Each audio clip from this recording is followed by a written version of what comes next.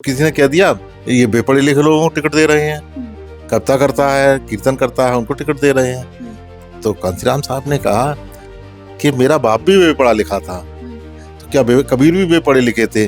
कबीर पे आज पीएचडी हो रही है, आप हल्के में ले लेते हैं। तो पब्लिक जो बहुजन समाज है बड़ा भोला वाला समाज है, वो कम से कम घंटे भर का भाषण देते थे तो एक बात को कम से कम 3-4 दफे दोहराते थे ताकि पब्लिक के दिमाग पर वो बात असर कर जाए। इस तरह उन्होंने बहुजन समाज तैयार किया, तो पब्लिक को बहुत समझा समझा के तैयार किया है। 92 के आखिर तक बहुजन समाज पार्टी ने किसी ब्राह्मण को, किसी ठाकुर को, किसी बनिया को टिकट नहीं दिया है। जिस स्तर पर बहुजन समाज पार्टी जमीन पर काम करती है, कोई भी दल नहीं करता है। क्यों नहीं करता है? दलों के पास कार्यकर्ता ही नहीं, सारा तो बहुजन समाज है। बहुजन समाज के पास वोटों से सब सरकारें बनती हैं। नमस्कार, मैं सुषमा हूँ और आज मैं एक ऐसी शख्सियत के साथ हूँ जिन्होंने जो कांशीराम साहब के साथी रहे हैं, जिन्होंने DS4 बनते हुए देखा है, जिन्होंने BSP बनते हुए देखी है और जिन्होंने बामसेफ बनते हुए देखा है। मेरे साथ इस वक्त सोबरन सिंह जी हैं। वैसे तो वो अपने आप को BSP का एक पुराना कार्यकर्ता बताते हैं, लेकिन आज के युवाओं के लिए वो सच में ऐसी शख्सियत हैं कि अगर वो BSP को पढ़ना नहीं चाहते, वो टीवी में देखना नहीं चाहते, तो आप सोबरन सिंह जी को सुन लीजिए। आपको BSP का इतिहास और उसकी आने वाली भविष्य सबकी जानकारी अपने आप हो जाएगी। सर, सबसे पहले तो बहुत बहुत धन्यवाद, आपने अपना समय हमें दिया। शुक्रिया, आपका चैनल का धन्यवाद, आपके व्यूअर्स का धन्यवाद जो मुझे सुन रहे हैं और देख रहे हैं। सर, मुझे नहीं बल्कि हमारे सभी दर्शकों को आप ये बताइए कि जो कांशीराम साहब थे, आप उनके काफी समय तक साथी रहे, उनका मिजाज कैसा था, किस तरह के व्यक्ति थे वो? देखिए, कांसीराम साहब ने जो इतना बड़ा आंदोलन खड़ा किया है, बड़े हंसमुख मिजाज के थे, जॉली टाइप के। तो गंभीर बहुत कम रहते थे, लेकिन जब उनको गुस्सा आती थी तो भयंकर गुस्सा आती थी। और एक बार इस संदर्भ में घटना सुनाना चाहूँगा।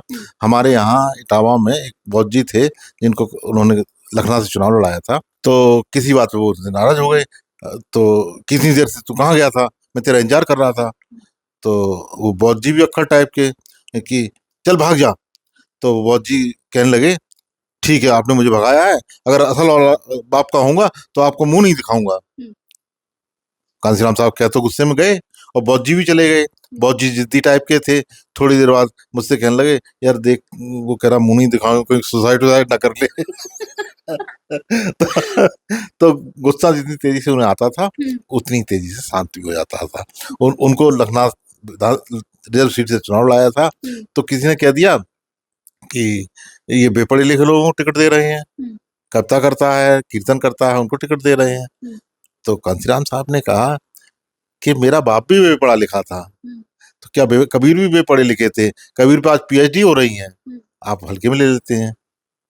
सर, अगला सवाल मेरा ये है कि कांशीराम साहब के, जैसे आपने बताया कि बड़े हंसमुख मिजाज के थे, लेकिन आम जनता से जब वो संवाद करने जाते थे, जैसे सभाएं होती थी, उस वक्त किस तरह से वो बात करते थे, लोगों को किस तरह अपनी बातें समझाते थे?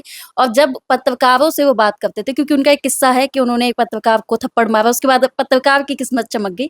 तो वो दोनों तरफ किस तरीके से के मिजाज के साथ वो बात करते थे कि लोगों को उनकी बात भी समझ में आ जाए और पत्रकारों को किस तरह से जवाब देते थे?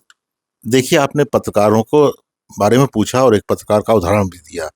तो असलियत में ये था कि वो पत्रकार थे NDTV के आशुतोष गुप्ता। हालांकि वो आशुतोष ही लिखते हैं खाली। तो और वो क्या था कि यहाँ उत्तर प्रदेश में 96 में सरकार नहीं बन रही थी किसी की। तो सरकार नहीं बन रही थी, तो वो 11 हुमायूं रोड पर जहाँ पर बहन जी रहती थी और साहब रहते थे, वो कई पत्रकार लोग ताक झांक कर रहे थे तो न्यूज निकालने के लिए। तो वो, अब तो पत्रकार लोग तो झूठ बहुत बोलते हैं। वो जो थप्पड़ कहा जाता है वो थप्पड़ नहीं था। कांसीराम साहब जैसे ही बाहर निकलते हैं तो कैमरा और माइक लगा दिया था, तो उन्होंने माइक को हटाया था। तो जब माइक को आप हटाएंगे ऐसे हाथ से तो ये मालूम पड़ेगा कि हाथ कैमरे की तरफ जाएगा, तो उसको शोर मचा दिया। ये मनवादी तो बड़े चालाक होते हैं, थप्पड़ मार दिया। ऐसा कुछ नहीं था, उन्होंने माइक हटाया था। कांसीराम साहब ने भी कहा कि माइक हटाया था और उसको बात का बतंगड़ बनाया गया, नकारात्मक शब्द बनाने की कोशिश की गई थी। सिर्फ उन्होंने ये कहा था कि आप ताक झांक मत कीजिए और जो होगा वो सब सामने आ जाएगा, ये इतनी सी बात थी। और जहाँ तक आपने पब्लिक का कहा कि पब्लिक को कैसे संबोधित करते थे, तो पब्लिक जो बहुजन समाज है बड़ा भोला वाला समाज है। वो कम से कम घंटे भर का भाषण देते थे तो एक बात को कम से कम 3-4 दफे दोहराते थे ताकि पब्लिक के दिमाग पर वो बात असर कर जाए। और एक बात को 4-5 दफे वही नहीं दोहराते थे, दूसरी मीटिंग कर रहे हैं तो वही, मतलब इस तरह उन्होंने बहुजन समाज तैयार किया, तो पब्लिक को बहुत समझा समझा के तैयार किया है। सर, आपने अभी एक बात कही कि उस किस्से को, जो पत्रकार को थप्पड़ मारने वाला किस्सा था, कि बड़ा नेगेटिव पोर्ट्रेट किया गया। कांसीराम साहब के बहुत से ऐसे नारे हैं, जैसे बामन बनिया ठाकुर छोड़, बाकी सब है DSO, और तिलक तराजू और तलवार, इनको मारो जूते चार। ये बड़ा कहा जाता है कि कांशीराम साहब ने ये नारे दिए थे अपनी सभाओं में। ये नारे जो हैं, कुछ नारे झूठे कर लिए गए हैं। ये हाँ जरूर था कि ब्राह्मण बनिया ठाकुर छोड़, बाकी सब है DS4। तो ये नारा क्या, ये तो हमारी आइडियोलॉजी थी कि हम, मतलब यानी आप अगर ध्यान दें तो जब तक ये 93 का चुनाव हुआ है, 92 के आखिर तक, 92 के आखिर तक बहुजन समाज पार्टी ने किसी ब्राह्मण को, किसी ठाकुर को, किसी बनिया को टिकट नहीं दिया है, क्योंकि हमारे यहाँ एंट्री प्रतिबंधित थी। बल्कि पत्रकार कहते थे कि आप तो मुख्यधारा से अलग जा रहे हैं कांशीराम साहब, तो जवाब देते थे कि देश की मुख्यधारा 85% हुआ या 15% हुआ, मुख्यधारा तो हम है, क्योंकि आपके हाथ में पैसा है धन्ना सेठों का और मीडिया आपके हाथ में, इसलिए आप अपने को मुख्यधारा बनाए फिर रहे हो। आप तो चुनाव, अगर आपके पूरे ही वोट पड़ जाए तो आप चुनाव में जमानत नहीं बचा सकते हो। जमानत बचती है 17% है और वोट है आपके 15%। हमारी नालायकी का फायदा उठा रहे हैं बहुजन समाज। जिस दिन लायक हो जाएगा आप दिखाई नहीं दोगे दूर दूर तक। इस तरह की बातें मतलब वो पत्रकारों से कहते थे, जो आसानी से पत्रकारों को हजम नहीं होती थी। तो कहीं यही तो कारण नहीं था कि कांशीराम साहब या मायावती जी हमेशा कहते हैं कि जो मेन स्ट्रीम मीडिया है ये हमारा मीडिया नहीं है? बिल्कुल यही कारण है, और कभी कभी तो हम समझ नहीं पाते हैं। अभी कल मेरा JNU एक व्याख्यान था, तो वहां भी ये सवाल उठा था, तो मैंने कहा ये नारा कभी नहीं रहा। इसके लिए बहन जी ने रजत शर्मा की जो आपके दल प्रोग्राम आता है 20 साल पहले स्पष्टीकरण दे दिया है कि ये नारा हमारा कभी नहीं है। तो रजत शर्मा ने पलट के प्रश्न किया कि हमने दीवारों पर लिखा देखा है। तो बहन जी ने कहा दीवारों पर तुम ही लिखाते होगे रात में, हमारा नारा नहीं है। अगर इसे साबित कर दो कि हमारा नारा है तो मैं राजनीति से संन्यास ले सकती हूँ, इससे बड़ी बात क्या हो सकती है। हाँ, लेकिन मैंने 15 मार्च को दलित दस्तक एक चैनल होता है, उसमें विवेक कुमार का इंटरव्यू देख रहा था, तो विवेक कुमार जी कह रहे हैं, सर विवेक कुमार वही जो JNU के प्रोफेसर हैं? जी हाँ, वही विवेक कुमार जी।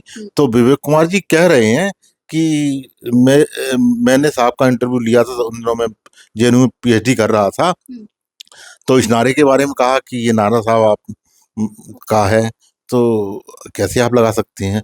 तो कांशीराम साहब ने कहा ये नारा हमारा, कांशीराम साहब ने भी इनकार किया कि ये नारा हमारा कभी नहीं है। लेकिन ये नारा जैसा कि विवेक कुमार के शब्दों में है, आप उस YouTube को देख सकते हैं दलित दस्तक पे।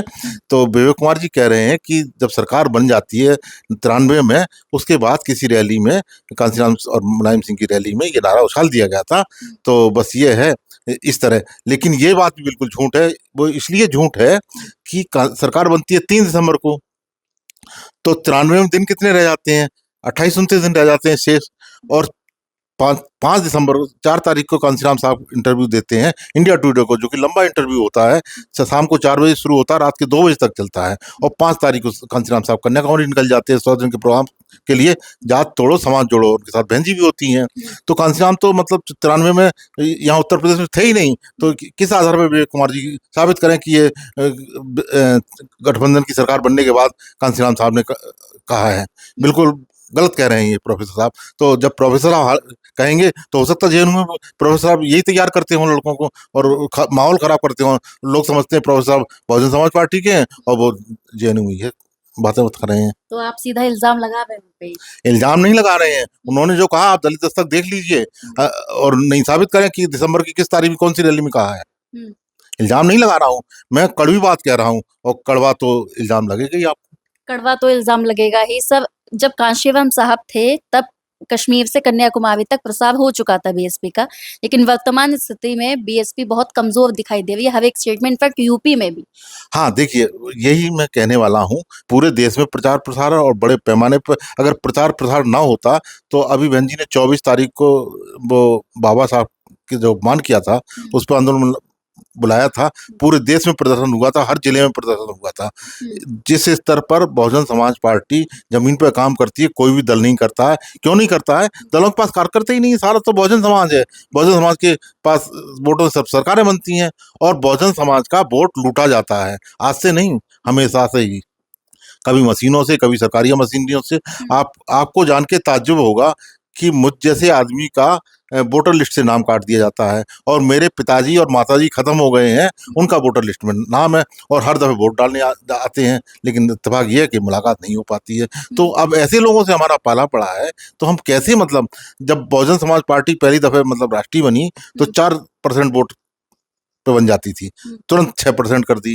कोई पार्टी राष्ट्रीय नहीं बन गई, केजरीवाल की राष्ट्रीय पार्टी बन गई। कैसे बन गई, ये समझने की कोशिश कीजिए। जैसे केजरीवाल की पार्टी थोड़े दिन में राष्ट्रीय बन गई, इसी तरह बहुजन समाज पार्टी को थोड़े दिन में पीछे कर दिया गया। धन्यवाद।